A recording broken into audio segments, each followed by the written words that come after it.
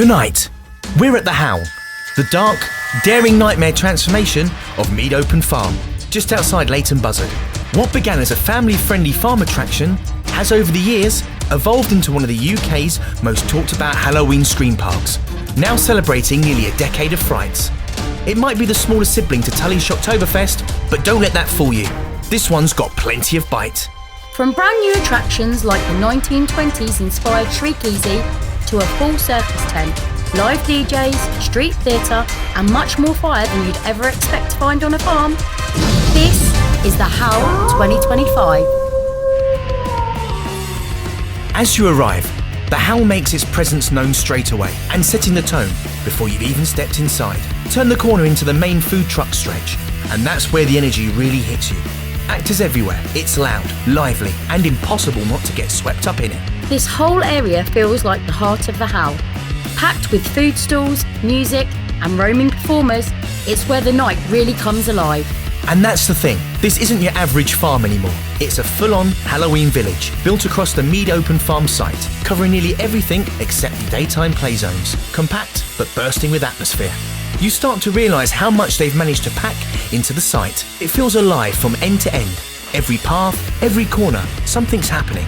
Right in front of you, you've got Shriek, the brand new 1920s attraction for 2025. To the right, the all-American Howl Valley High. And on the left, the massive circus tent, running shows roughly every hour. And that's just at the entrance. You can already tell this event's got its own personality. Less of the grand spectacle of Tully's, but full of clever details and a real community feel. Everywhere you look, there's movement. Lights, fire, music. It's got that immersive, anything could happen feeling that really makes a night like this work. But if you follow the lights and that deep rumble of bass echoing through the fog, that's where the Howl really comes alive. And if you dare to follow them lights, you'll find yourself in the Howl's entertainment hub. The first DJ sits near the entrance to Noxious Alley, tucked beside the merch stall and pick and mix stand. It's hosted by a DJ dressed head to toe as a clown. It definitely adds a bit of fun and character to that corner of the park. The second DJ setup is right by the main outdoor bar, near the food trucks, and it's a completely different vibe. It sits right at the exit of Howl Valley High, almost like you're stepping out of the chaos of the attraction and straight into an after party at the school prom. Just along from that, you've got a small live band tucked under a gazebo. It's about as stripped back as it gets, maybe 4 meters across with a few lights and a sound rig, but it still adds to the atmosphere. It's one of those areas that could definitely use a little more visual flair, maybe a proper stage setup or lighting display, but the effort's there. The band themselves were standout and definitely deserved a better space than the one they were tucked into. What's really nice is that both ends of the Howl have their own fire pit, almost like 2 cosy pit stops at either side of the park. Up at the top end, near the Howl attraction and Shriek, you've got a run of food trucks and another bar area with a fire pit close by to warm up between attractions. Then, at the lower end of the park, where most of the attractions are clustered, you'll find another fire pit, beside the coffee truck, the pick and mix cart and the main merch stall, right next to the DJ area. They're simple additions, but they really work. They even sell marshmallows for toasting, which is a lovely touch. It might not have big stage productions like some other screen parks, but what the Howl nails is atmosphere. And once you've soaked it all in, it's time for the main event, the attractions themselves. There are 7 in total this year, each with its own theme, energy and level of chaos. From the smoke-filled hallways of Full Moon Manor to the blood-splattered frenzy of Squealer's Yard and the brand new 1920s Nightmare Inside Shriek. Every single one of them promises something different, and we started our night with one that hits you hard straight away. Welcome to Noxious Alley. And right from the start, this one doesn't mess around. You're surrounded by glowing hazard signs and flickering warning screens, playing a pre-show briefing, while the side screens show live camera feeds from inside the facility. It actually felt a little like the Walking Dead ride at Thorpe Park, with that same sense of building tension before everything kicks off. As soon as those doors open, you're hit with blinding UV and the smell of, well, onions. Actual onions. The layout reminded us of the penitentiary at Tully's, one big central space with rooms branching off of it, and the actors consistently weaving in and out. It keeps you on edge the whole time. About halfway through, you hit a claustrophobia tunnel. Pitch black, narrow, and just long enough to make you question if you'll ever see daylight again. And if that's not enough, there's a rotating tunnel right after that completely disorientates you. One of those simple but brilliantly effective touches that makes you lose your bearings for a few seconds. And that smell we mentioned? Turns out, halfway through, one of the actors actually bit into an onion like it was an apple and then offered it to Jamie. The commitment was unreal. The whole place stank of gone off veg, but honestly, it somehow worked. It added this weird, grimy realism that made the whole thing even more chaotic. It's one of the most energetic attractions at the Howl. Next up, the Shed. It's one of the Howl's older attractions, but honestly, that age really works in its favour. The dark, grimy look gives it a raw kind of atmosphere that feels completely authentic. From the moment you step in, it's dark, dingy and dripping with tension. You move through multiple sections, each space feeling different but connected by that same unsettling energy. There's even a short outdoor section before you head back inside. Not long, but enough to break the flow and make it one to save for after dark when the lighting really pulls it together. The actors were right on top of you in this one, lunging out from every angle, using the space really well. There's also a waist-height claustrophobia tunnel that's short but disorientating, especially when it's pitch black and you've got no clue where you're heading. The cast here were great, really engaging. We felt there wasn't as many actors as there was in Noxious Alley, but the atmosphere more than made up for it. It's a solid, old-school maze. Simple, rough around the edges, but in the best possible way. Sometimes that stripped-back approach hits harder than all of the tech in the world. Stepping out of the Shed, you're pretty much straight into the next attraction, and this one cranks the chaos up a notch. Right next door, Squealer's Yard, one of the Howl's longest running and most infamous attractions, and it's easy to see why. You step through what looks like the front of a butcher's shop, but it quickly spirals into something far darker. Just past that, there's almost a little bit of theatre, a short scene where a few actors introduce themselves, setting up this twisted backstory while a human-sized spit roast turns slowly beside them. From there, it's full-on chaos. Pig-masked butchers, chainsaws, and that constant industrial hum that never lets you relax. The actors here are relentless, lunging, following, shouting, keeping the pressure on all the way through. You move through narrow corridors, freezers, and even what looks like a slaughter room. It's tight, hot, and intense. There's a chainsaw section that really ramps things up. And by the time you think it's over, there's still one last scare waiting around the corner. You feel like you've stumbled into the wrong side of the farmyard and there's no way out but forward. It's rough, loud, and brilliantly over the top. The perfect balance of humour and horror. This one's going to be a real highlight. The next attraction, Red. Its pre-show sets a tone straight away. Stripped back, just audio, with a voice that growls, forget the fairy tales, they're history. But here's the thing. Despite the name, there's nothing Little Red Riding Hood about it. It feels more like a full-on coven or cult experience than a fairy tale gone wrong. You start off winding through a forest-like setting, ducking and dodging branches as eerie chanting builds around you. Then, out of nowhere, you stumble upon a small cabin, home to a group of witches or cultists, speaking in their own strange language. They leap out from every side, circling you and filling the room with that chaotic energy. It's small, cramped, and feels deliberately uncomfortable. You leave the cabin and head straight back into the woods, where there's a short claustrophobia tunnel paired with a laser effect. It's a massively scaled-down version of the one at Coven at Tully's. Not quite as impactful, but a nice nod to that style of scare. After that, you step into one more tiny cabin before heading back into the trees. And that's where the strangest moment hits. Out of nowhere, this giant dog-like puppet lunges from the shadows, totally unexpected, but also completely random. Then, just like that, it's over. The ending's a bit hard to navigate. We actually had to be shown the way out, and it lands with more of a whimper than a bang. It's also the shortest attraction on park, and you really feel that. The actors clearly gave it everything they had, but there's only so much you can do with the space and story they're given. Compared to the rest of the attractions, this one just feels a little bit underwhelming, and honestly, we wouldn't be surprised if it's replaced sometime in the near future.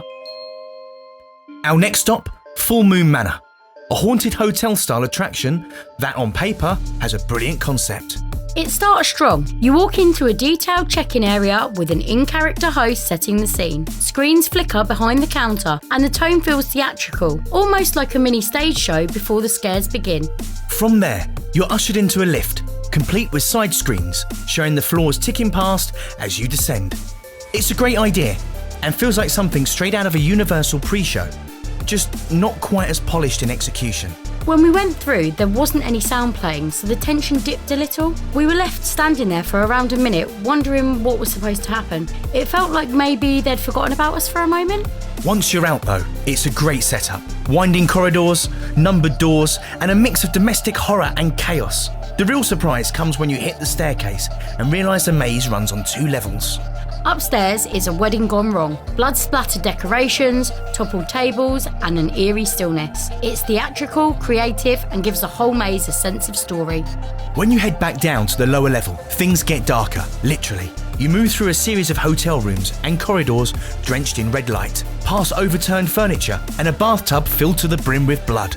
It's pure Carrie meets The Shining, that unmistakable Stephen King vibe of beauty and horror colliding. It's atmospheric, unsettling, and probably the most cinematic stretch of the maze. Then comes the finale. Set inside the hotel sauna, it's filled with blinding white smoke, flashing strobes, and a wave of heat that makes it uncomfortable. The smell is intense, a mix of body odour and damp, and honestly, it hits you like a wall. It's one of the few mazes where the scent actually lingers. It's effective, but the smoke was a bit much. Most people came out coughing, us included. Maybe a different fog mix would make that finale land better. Conceptually, Full Moon Manor is brilliant. The set design, the layout, the dual floor idea, all great foundations. It just needs a bit of tightening, a working lift sequence, a tweak to that smoke, and it could be one of the standout experiences at the Howl. Now, for something brand new for 2025, Shriek Easy, a 1920s speakeasy gone horrifically wrong. And honestly, it's one of the best themed attractions we've seen at the Howl so far. Even in the queue, you can see straight inside the set. A clever design choice that instantly draws you in. A tailor works at his bench, talking to the crowd, throwing jokes, and building the world before you even step through the door. You have to give a password to get in, a simple but brilliant touch that instantly makes it feel immersive. Once inside, the vibe shifts completely, from light and playful to eerie and unnerving in a matter of seconds. You walk into a 1920s ballroom where a dancer moves under golden light. The music's upbeat, the atmosphere's glamorous, but something feels just slightly off. It's gorgeous theming right down to the costumes and props. As you move deeper in, things start to unravel. Guests are stopped in rooms to hear short monologues, performers telling fragments of a story, breaking the rhythm, forcing you to listen. It's a theatrical approach, and it really works. The story begins to slip from classy to chaotic. The lights dim, the music distorts, and that elegant speakeasy becomes a nightmare. The finale's fantastic, a shootout where the actor fires a prop gun, triggering LEDs to burst to life across the walls behind you, like bullet holes lighting in sequence. It's clever, simple, and really effective. The only thing is, there's so much going on, the bangs, the air pistons, the movement, that you don't always catch the lighting effect until it's over. But when you do, it's a great wow moment. Then right after the shootout, you step into what looks like another themed scene. A fully dressed 1920s bar, with music still playing and bartenders in costume. Except it's real, a real working bar. It threw everyone. The theming is so consistent and convincing that nobody knew if it was part of the maze or not. Even the bar staff had to explain that it was an actual bar serving drinks. No one in our group brought anything, but we're all too bewildered trying to work out if we're still in character. It's an amazing touch, and it shows just how immersive Shriek Easy really is. But it almost works a little too well. It has you questioning what's real and what's still part of the show. And that's the magic of it. Their theming is so strong and so continuous that for a few moments, you actually lose track of reality. Shriek Easy nails its concept. The theming, the pacing, the characters, it all feels cohesive, like a proper mini horror story. Easily one of the strongest additions to the Howl this year. Howl Valley High, the twisted remains of an all-American school that's seen far, far better days. This one's dark, gritty, and just the right amount of chaotic. Blood on the walls, flickering lights, and the constant sense that something's gone horribly wrong in this school. One of the best effects here is the classroom. The chalkboard literally writes by itself as you walk in. It's simple, but it looks fantastic and instantly pulls you into the story. The toilet scene, though, absolutely vile, in the best way. It's grim, it's detailed, and it hits every sense. Easily one of the most disgusting moments of the night. The props and set design are great.